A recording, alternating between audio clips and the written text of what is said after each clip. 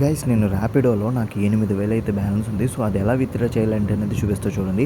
So, first of all ఈ 8,000 అన్న దాని మీద ట్యాప్ చేసుకోవాలి. సో, అక్కడి నుంచి ట్యాప్ చేసుకున్న తర్వాత ఇక్కడ బ్యాంక్ ట్రాన్స్‌ఫర్ అనే ఆప్షన్ ఉందిగా దాన్ని క్లిక్ చేసుకోవాలన్నమాట. సో, దాన్ని క్లిక్ చేసుకున్న తర్వాత ఇక్కడ మీకు ఆటోమేటిక్ పే అని ట్రాన్స్‌ఫర్ ఉంటది. సో, అది మనకొద్దు లేటర్ అనే ఆప్షన్ మీద క్లిక్ చేసుకోండి. సో, మళ్ళీ ఇక్కడ మనీ ట్రాన్స్‌ఫర్ అనే దాని మీద అయితే ట్యాప్ చేసుకోండి. అప్పుడు మనకి ఇలా అయితే వస్తుంది బ్యాంకు లేదా యూపీఐ ఐడీ. మీరు ఏదైతే లింక్ చేసుకున్నారో దానికైతే క్లిక్ చేసుకొని సో, ఇక్కడ కింద ట్రాన్స్‌ఫర్ అని కనిపిస్తుంది కదా మనకి దాన్నైతే క్లిక్ చేసుకోవాలన్నమాట. క్లిక్ చేసుకోగానే మనకి అమౌంట్ అయితే సెండ్ చేసినట్టయితే ఇలా అయితే వస్తుంది గైస్. వెంటనే మన అకౌంట్లోకి అయితే రాదు.